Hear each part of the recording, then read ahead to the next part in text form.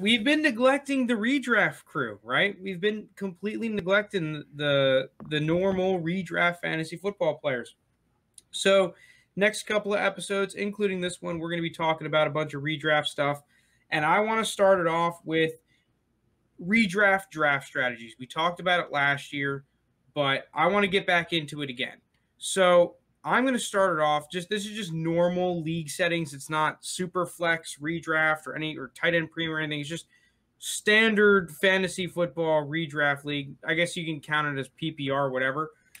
Regardless, I am the kind of guy in these regular fantasy football redraft leagues, I stack running backs every single year. I personally think that drafting a receiver in the first round is the ultimate bait. And I think one of the great examples of that this year is Davante Adams. First, for a bunch of reasons. First off, if you just look at passing numbers year in and year out, even Aaron Rodgers, some of the best quarterbacks, will fluctuate between 25 and like 50 passing touchdowns. And guess who they're throwing the ball to? These receivers. Dude, Aaron Rodgers just threw like 50 passing touchdowns last year. Not actually, but it was pretty damn close. Yeah, it was like 45, 46. Like when you have that crazy of a year, you're just bound for regression. Even if he's on the freaking Packers, right? That's the other thing behind it. We don't even know if Aaron Rodgers or Davante Adams are going to be on the Packers come the start of the season. I do not advise drafting him in the first round. I don't care what happened last year. I don't care how good he is. To me, I see touchdown regression, and I see an uncertain Aaron Rodgers. Like, if I'm in a high-stakes fantasy league, no shot am I drafting Davante Adams within, like, the first 15 picks, maybe even more.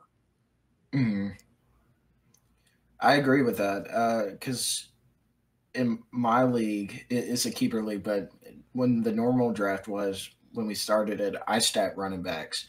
You know, you're gonna miss on some, but you're gonna hit on some, and it comes to a point in these leagues where running back is very thin because the bridge of the point differential in running back is so much huger than, like, say, a quarterback or receiver, because you can find these mid-round guys to fill in these receiver holes, like a Cooper Kupp or so, a Robert Woods, and you know. If you have, you know, 3 capable running backs, you can use that as trade bait later on. Yeah, I think that you kind of put it best, maybe even better than I was going to put it. Receivers, I can find a receiver one, not every year, but somewhat consistently in round 5 or 6, or maybe round 4. It happens every year, right? There's guys that you can pick up even beyond that, right? Stephon Diggs, I imagine, was maybe one. I mean, Justin Jefferson was obviously one of them, but you're never. Yeah. I don't really advise going out there and picking, going rookie heavy and getting rookie fever in your redraft leagues. I think that is a bait. It'd be pretty insane to see another rookie have a year like Justin Jefferson, you know. But yeah, like generally speaking, you're not going to find these insane stud running backs at that part of the draft. And guess what? If you do, you win leagues. Like, and it's usually the James Robinsons and the James Connors. Like, if you're able to find one of those guys, I mean, you're basically guaranteed a playoff spot, barring catastrophic stuff to your early round picks. So to me, I want to stack running backs early. The only reason I would not stack running backs early is if I want one of these elite level tight ends. And playing tight ends is always tough. I don't think that I have like a set strategy on how to get tight ends. The way that I do it, I just in Dynasty and in Redraft, I play them for value. You kind of just set a general range. Hey, if George Kittle or whoever your tight end one is here, I'll draft him. Right. It doesn't matter what pick I have. Like, I'm not drafting him before, let's just say, I'm not saying actually does, but for argument's sake, 203, the 15th pick. I will not draft a tight end before the 15th pick. Anywhere after the 15th pick, I will draft my tight end 1. And then you set that for tight end 2 and tight end 3. And you only do that for the legitimate stud tight ends. And I think right now I have like a stud let me pull up tight ends real quick. So you obviously have Travis Kelce, Darren Waller, George Kittle. Those are like the big 3. And those are the only ones I would really take with a high round pick. Aside from that, guys that I would set a price tag on: TJ Hawkinson, Mark Andrews, Dallas Goedert, Noah Fant, and probably also Kyle Pitts. I think the problem, though, is that Kyle Pitts is going to be going really early every draft, earlier than I would be comfortable taking him. But I think that those guys I would set a price tag on, every single one of them. After that, I mean, like Logan Thomas and Robert Tonyan are guys that I like, but you don't necessarily have to like when those guys are getting drafted. It's like, yeah, they're going late anyway, so you're almost just like, think about it. Logan Thomas probably went undrafted in every single league last year, and he finished the number 3 tight end last year. And that's the thing.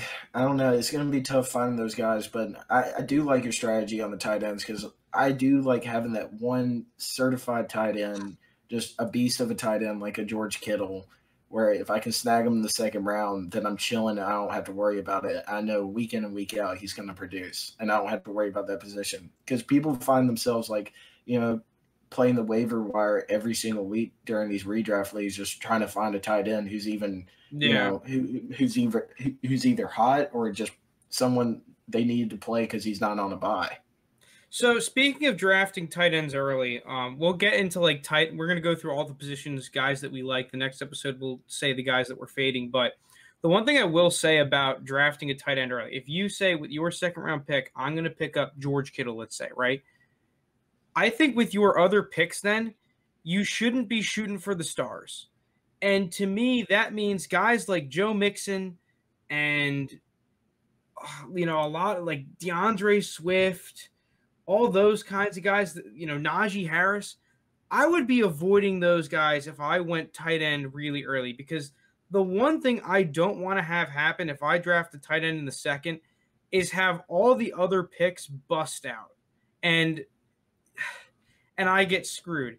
If you if you play the value game with tight end and end up picking one up in the 6th or 7th round, hey, that's fine. Go ahead and take the risk on these boom or bust running backs, right? Because your roster, you have the capability of doing so. You have the necessary depth. If I draft a tight end in round 2, and round 1, I'm always taking a running back, right?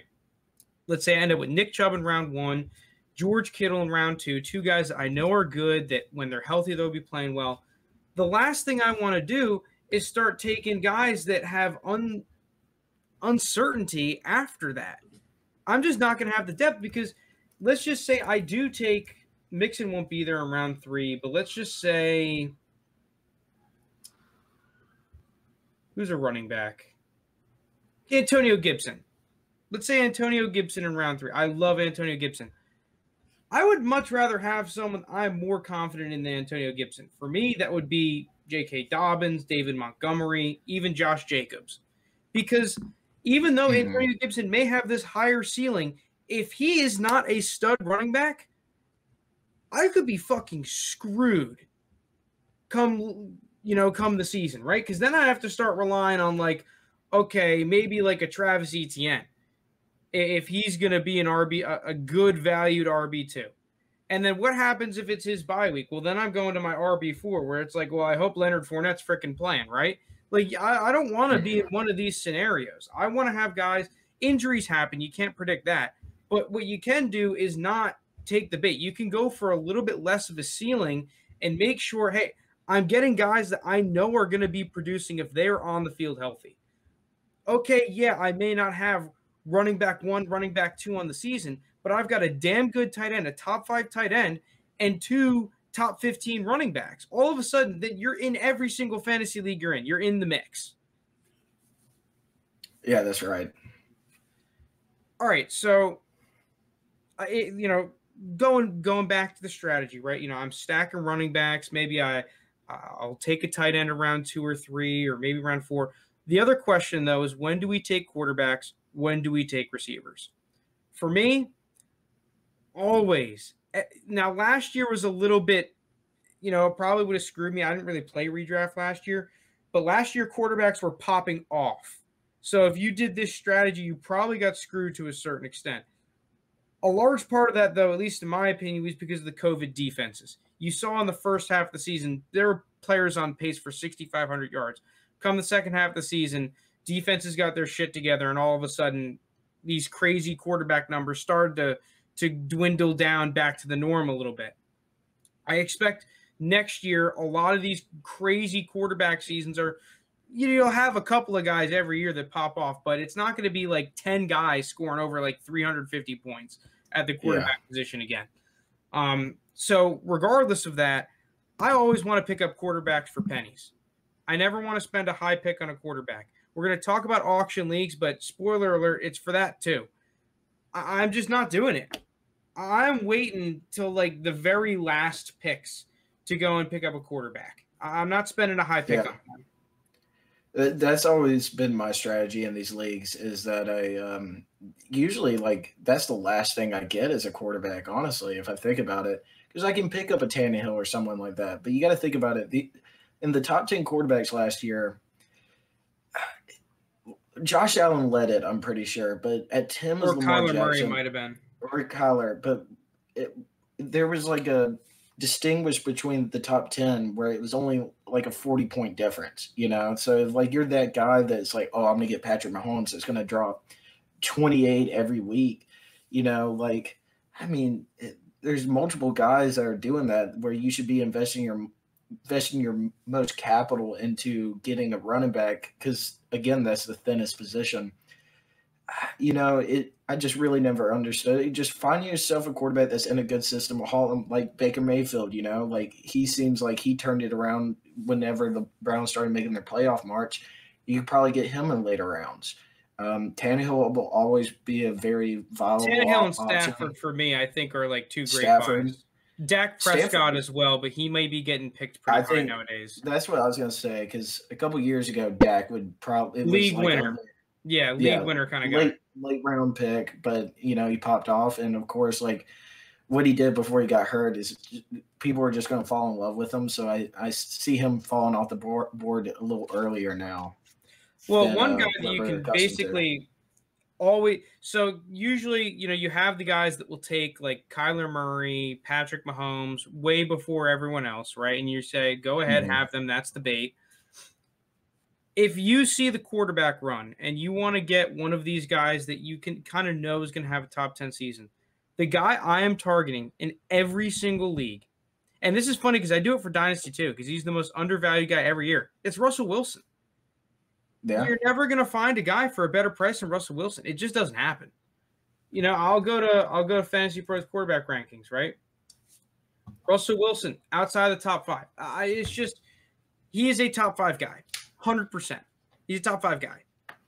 So if you want a top 5 quarterback without paying a top 5 price, it's usually Russell Wilson. But yeah, I think that picking up Ryan Tannehill, Matthew Stafford, Matt Ryan, Baker Mayfield, Carson Wentz, Derek Carr, even Jameis maybe, like, because you're going to get them last rounds of the draft. Like, dude, I'll take that all day, especially Tannehill and Matthew Stafford, because you can really wait on those guys and you can pick them up for nothing. Well, the thing is with Jameis too, if Jameis is going to be going late, but if he is the starter next year, like he's in a perfect position where, you know, those interception numbers he had in Tampa are definitely going to come down. He's not going to have 30 again and 28 picks. Well, it's the Sean Payton, dude. Sean Payton waves his magic pencil, and all of a sudden he turns average quarterbacks into elite guys, and that shows up on fantasy. I mean, when Teddy Bridgewater was stepping in, he was a pretty reliable guy. He wasn't necessarily Patrick Mahomes level, but I mean, think about it. Like, oh, well, some dude picked up Patrick Mahomes in the 5th or 6th round of the draft, and I went out and picked up Jameis Winston the 2nd to last pick the 3rd to last pick, right before I picked up my damn kicker, and I'm getting relatively similar production. And then making up the value difference at the positions to me that at least that actually matter, tight end and running back and receiver to a certain extent. So that's the other question. When do we pick up receivers, right? And we'll get into that because I think receivers in the middle of the draft are always great, right? And it's always a balance between picking up receivers and keep stacking running backs. And how I always played it is it's zeros, ones, and twos, man. You got receivers that are receiver ones, those guys that are gonna not just put up 170 points, the guys that can legitimately put up like 1,400, 1,500 yards and 12 touchdowns, like have that crazy season, because those guys are worth spending a high pick on. I don't disagree with that. But the line is very misconstrued between these type of dudes, right? So to me, a guy that could do that is Calvin Ridley. Yeah. Right? A guy that could do that is Terry McLaurin. A guy that is not going to do that is Robert Woods. Robert Woods is still a good player, and I target him in a lot of my leagues. Like, I really like all these Rams receivers. But you don't want to be picking up receivers over high-valued running backs and high-value tight ends, right? You got to separate it. Like, okay, I'll pick up Terry McLaurin over Chris Carson, right? Because I know Terry McLaurin, I legitimately think next year can put up like 1,300 yards and have 10 touchdowns. But I know he's going to play. Yeah, but I'm not going to go out there and say, oh, well, T. Higgins I'm going to draft over a good running back. Oh, right? No shot. So I think that it's definitely a balance. And if it's even, I'm going to lean running back, right? That's just kind of how it goes. So, like, the way that I would play it this year, I usually like to pick a running back. And it's like, well, would I rather have him or the receiver? And for this year, to me, that's J.K. Dobbins. Because for some reason, J.K. Dobbins I see on Fantasy Pros is ranked 18th overall, which to me is mind-boggling, by the way. I can't believe that of all the 2020 running backs, he's like ranked the last right now of like the relevant ones. Crazy to me, because I think he's the second best. You could probably pick him up in round 4, round 5, I'd imagine. That's the game. Like, let's just go through all the receivers. Like, okay, yeah, the top 5, you'd probably rather have them over J.K. Dobbins, but like Allen Robinson, I'd rather have J.K. Dobbins. Amari Cooper, I just want the running back depth. I'd probably rather have J.K. Dobbins. Robert Woods, Chris Godwin, C.D. Lamb, I'd probably all rather have J.K. Dobbins. And then once you snag up all of your running backs and you have like 3 guys, right? Let's just say first 4 rounds, I pick up a tight end and 3 running backs, or 3 running backs and a Calvin Ridley, right? Then all of a sudden it's like, okay, well, now I can fill in and pick up Adam Thielen's, Cooper Kupp's, Brandon Ayuk's, Odell Beckham's, Deebo Samuel's. Like, then I could pick up these receivers that at the end of the day have just as much of a chance as freaking C.D. Lamb at high level production. Yeah, especially someone like Deebo too. Like, you gotta remember he's hurt, but like he got hurt at the beginning of last year. But I mean, you saw how he was. He works very well in Shanahan's offense, and I understand like people are gonna say, well, CD, like they're gonna throw 50 times a game with Dak, and CD's gonna get so many targets, and he had such a great year last year. I mean, it's not wrong, but again, it comes back to that point where you have to value running backs over these receiver guys when you can just plug in the holes from then on out. Well, yeah, every week I want to be starting 4 running backs. If we have 2 flexes, right? If we're starting 2 running backs and we have 2 flexes, every single week I want to play 4 running backs. That's my goal. And dude, I will sacrifice receiver depth for that. I am very glad picking at the trash pile of receivers, because there's 1,000 of these guys that can put up points. Emmanuel Sanders, dude, he's a good player. He could put up some points. Elijah Moore, Jacoby Myers. Like, there's DJ Tim Moore. Patrick even, right? Tim Patrick last year was like a good receiver a bunch of weeks. That doesn't really happen at running back. And if it does, people are putting in all their waiver claims for that guy. Dude, I want 5 or 6 running backs I can choose between, a halfway decent tight end, and I will sacrifice a quarterback and receiver. That's basically the strategy, right? At least my strategy. I think that you and me, we've always had a similar strategy. Yeah, we've done a lot of drafts together. We've had a lot of success in redraft leagues. So I guess we can start going into, we've already hit on it to a certain extent, specific players that we want to target in these leagues. So this is going to be somewhat redundant, but I'll go through some of mine at quarterback. Steed, you can add on any guys. Dak Prescott, Russell Wilson in terms of the high value guys, because you don't have to pick them as the first, second, and third quarterback off the board. Usually not even the fourth, because the top four guys are usually Mahomes, Josh Allen, Kyler Murray, Lamar Jackson. But come quarterback 5 and 6, if I want one of those top dogs, I can pick up Russell Wilson. I can pick up Dak Prescott. They're league winners. Aside from that, Matthew Stafford, Ryan Tannehill, and then as a backup quarterback, a Kirk Cousins, a Carson Wentz, a Baker Mayfield, Jameis Winston. I think that those are generally speaking the guys that I would target. Yeah, and I just add a couple. Matt would probably. I'd like. Oh yeah, Matt Ryan would be a nice guy. I still think you could. I still think Baker would be a great buy. I just think he's going to thrive. Like I know they have one of the best running back duos, but he's going to get his. Also, like you speaking of taking quarterbacks high, I'm pretty sure you can add Herbert in there. I think a lot of people are going to bite the bullet on Herbert as well. I would think what I've seen. I'm not touching Herbert in redraft. I'm not either because like I think he might not get a sophomore slump. He might not, but like I'm just not chancing it. Like I got to see a little more before I get really fully invested, especially at the price he would be going for to me. 100%. I feel like I see a lot of people are like Herbert had an insane year last year, and that there's no doubt about it. But also a guy like Joe Burrow too. I don't really know where he would be mocked at, but I see a lot of people right around Stafford probably. Yeah, the thing is, going on Herbert, I would rather take Jalen Hurts and Tom Brady over him, and it's not even like a question to me. I mean, Jalen Hurts would be a good buy. I still think because of Jalen's running ability, he would probably go a little higher, and then then you just got to look at the running backs on the board then. But I mean, Jalen Hurts is going to be a fancy to fantasy owners just because of his running game as well. Yeah, I think that Jalen Hurts is a good buy. You can add him to the list of quarterbacks that I would want to buy because his price is just favorable. Okay, let's go into running backs. We can almost, because we want to stack running backs, we can kind of spend time through each round who we're trying to get.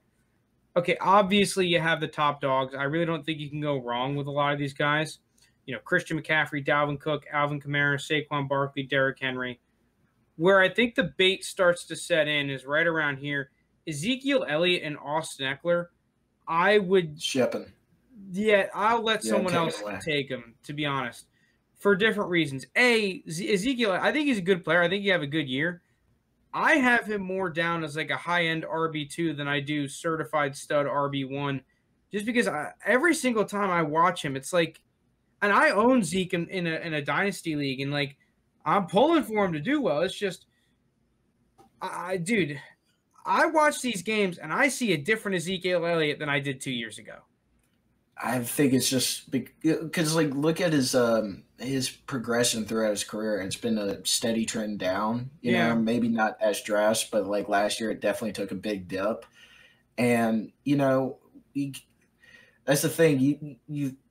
You look at a big name like Ezekiel Elliott, you're like, well, this guy's done in the past. Like, I can get him here in the second round, and I'm just getting a bargain. It's not really a bargain. He fell. Well, you're getting him in the middle of the first. You're not even getting him in the second. Oh yeah, middle of the first, yeah. But like, he just doesn't belong there anymore, in my opinion. Whether he belongs or not, I don't care. The thing is that you're not going to win the draft in the first round, but you can sure as hell lose the draft in the first round. Oh, and to me, picking Ezekiel and Austin Eckler, like I understand they have a ton of upside, but I'm not looking to win the draft with my first round pick. I'm looking to take a guy that I know is going to be playing and playing at least at a halfway decent level. So to me, I would rather have Nick Chubb over Ezekiel Elliott and Austin Eckler and even Aaron Jones. Even though I like Aaron Jones, but I would want to pick him up at like the turn, right? Where I pick up Aaron Jones and whoever, right?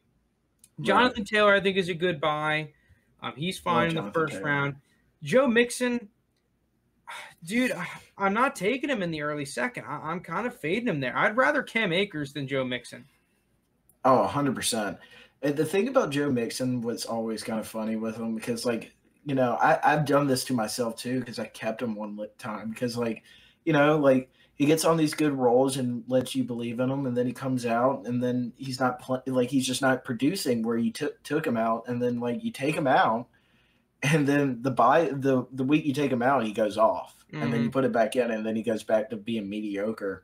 So if I want more of a steady back, Cam Akers is definitely a more viable option. Maybe Clyde. I take Clyde over him just because of the offense. So yeah, then you kind of get into this crop of running backs: Antonio Gibson, Clyde Edwards-Helaire, Najee Harris, DeAndre Swift, Chris Carson. First off, I would rather have J.K. Dobbins over every single one of those guys.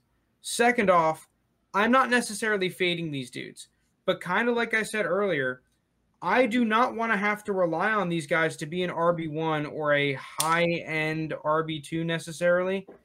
Like,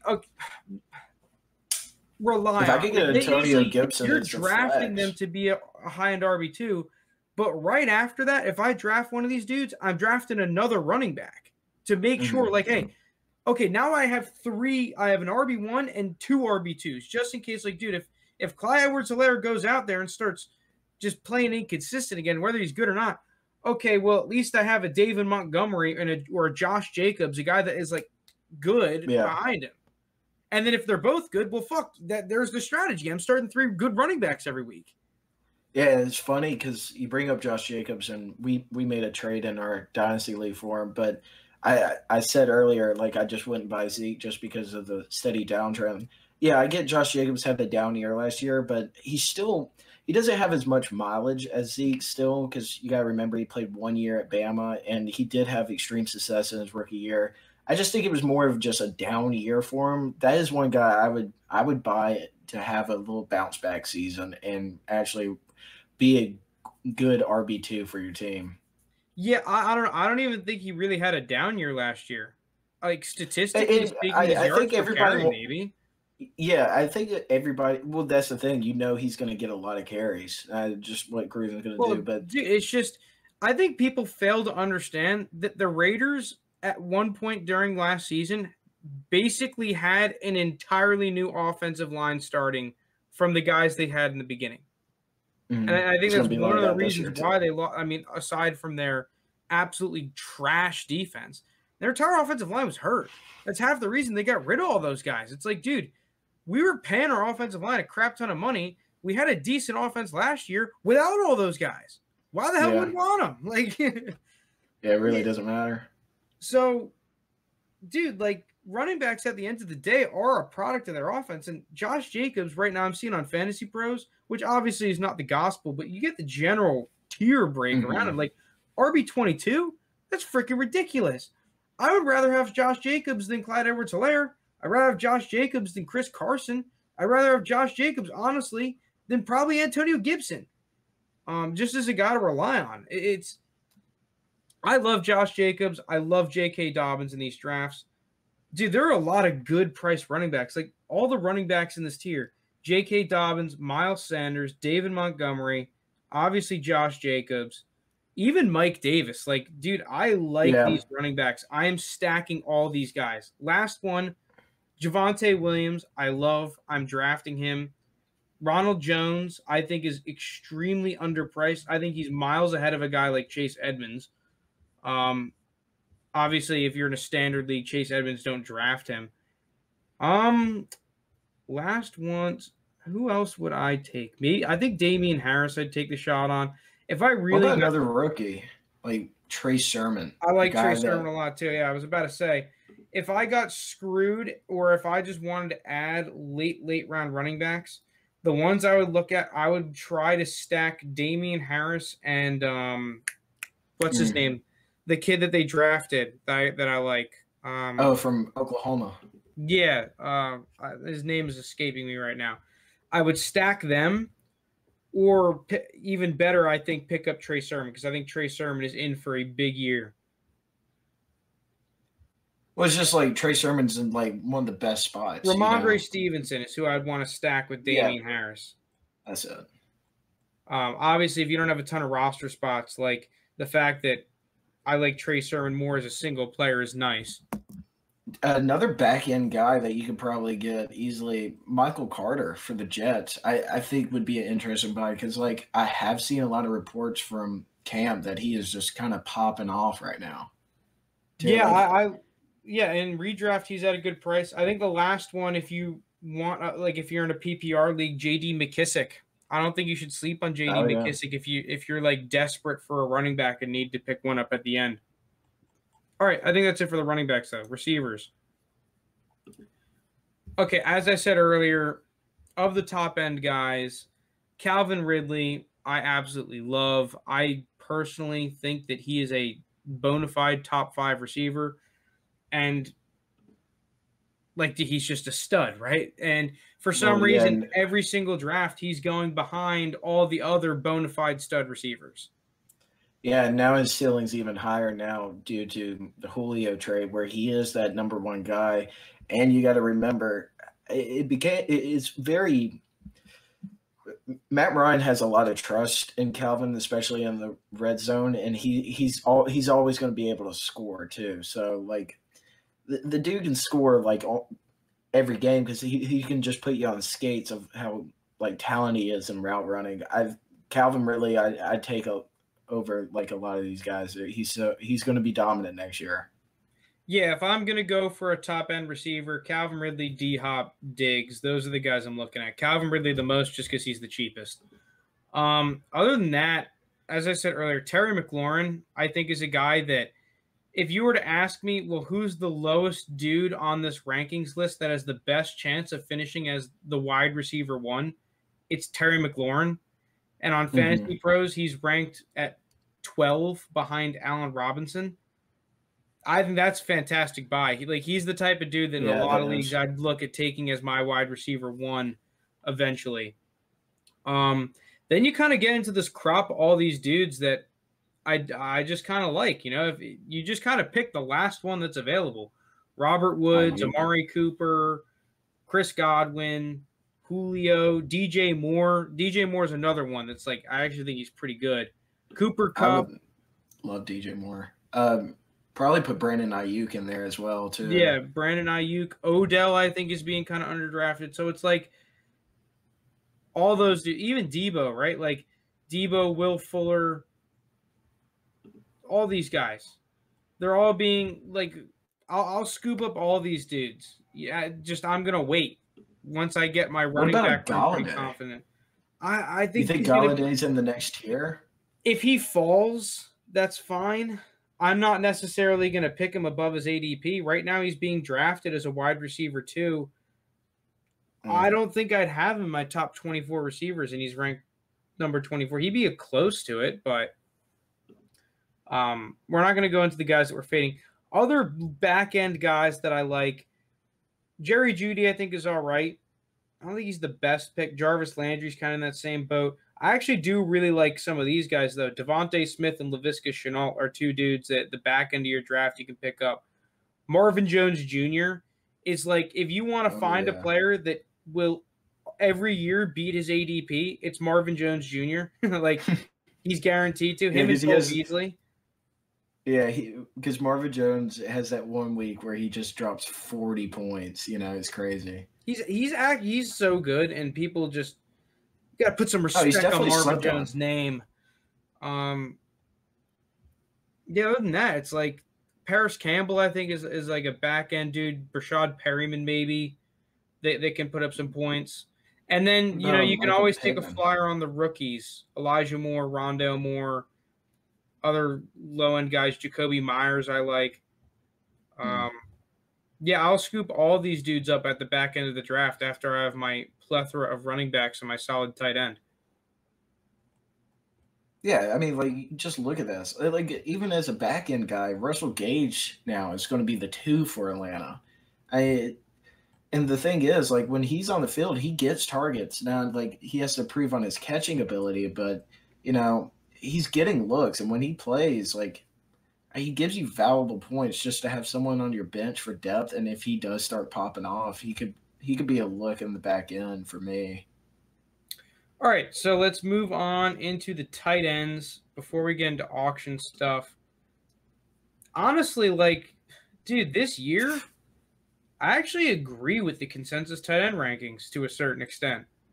I think they're pretty good. Like, I think I'd bump Dallas Goedert up a little bit because I think that Dallas Goedert is basically just as good as Mark Andrews, and that he's going to be heavily used this year. But I like the tight end ADP. I'm going to draft him at their ADP. Like I like tight ends. I think If you're I about can right. nab a Darren Waller, like if I'm at the turn in the first round and I can nab a running back in Darren Waller, fuck yeah. Like I will gladly go running back Darren Waller and then like a Terry McLaurin and another running back and then another running back after that, and then fill in receivers and my quarterback, defense, kicker, and there's my team. Yeah, that's easy. But Yeah, I don't really have anything against their rankings. I like them for the most part. yeah, it's just where do you want to pick them up? Do they fall to you? I think that if I was looking at a back end tight end, they have it pretty accurately ranked. I'd look at Robert Tonyan and Logan Thomas. Mike Gesicki has Hmm. been hated on so much by the community that I think he's actually at a pretty decent spot, even though I'm not a huge fan of him. If I really got screwed, who would I take? Let's see. Oh man, you're just looking at the wasteland. I guess Gronk, Get Gronk in there, hope for a touchdown. basically. Uh, Maybe I'd pick up Jonu Smith. what about Irv Smith Jr.? No, I think he's a bait. I think he's a bait and a half. Well, I'll Really? talk about him next episode. Don't worry. Tyler Higbee's a bait. All right, kickers and defense. I think it's just a week to week thing. I'd waiver those guys unless you just manage to pick the best guy. I honestly like. I don't know if this is part of your strategy, but dude, I do it every year where I kind of push the envelope a little bit and just always get Justin Tucker. I just want the certified best where like I never have to worry about it. But I also think you can put Koo in there too now because Koo's pretty good. Well, also he plays in a dome, so generally speaking, you don't have to worry about weather crap. Yeah. I don't know. I looked at Justin Tucker's numbers over average compared to other kickers. You like basically he gives you half a point or like a point, and I'm not really going to draft him around above or a round or two above his ADP for a single fantasy point every week. I think that you're better off getting better running backs and receivers and whatever tickets to the lottery that you can get instead of picking up a kicker. It's just you don't have the upside there, so I'll leave it to waivers or the very last pick in the draft. I actually think there's Right. more upside in your defense than your kicker, to be honest. Because like if you True. just If you look get at the it stud defense. in your leagues, like it's generally like I've been using this strategy. I go on team rankings and I look at teams that just give up the most kicks because that is a better indicator of kicking points than how good the kicker actually is. Unless they Okay. suck ass. If they just miss the kicks, then obviously you're not going to score. But What, like a generally Cody speaking, if Parkey? you're an NFL kicker, you're not always missing kicks, and if you do, you get cut halfway through the season. Oh So yeah, they like, won't stand with it. and it like to a certain extent, the defense play like the off for defenses, the offense you're playing against determines your points. But like, dude, you could have started Miami's defense against any team last year, and they would have produced. Like even against the Chiefs, they picked off Patrick Mahomes like 3 times and put up a good week. Well, that's the thing. You want the defense that gets turnovers. Mm-hmm. It just creates turnovers. Like you look 2 years ago, that Patriots defense that was so good, and they were putting up crazy numbers in fantasy because they were getting 3 or 4 turnovers a game. And same thing with Yeah. Miami next year. I mean, like the defense can give up 20 something points, but if like you're getting turnovers, you're just fine. Now, if they give up 20 points and get no turnovers, like it's just like an average outing. Yeah, it's all about the turnovers.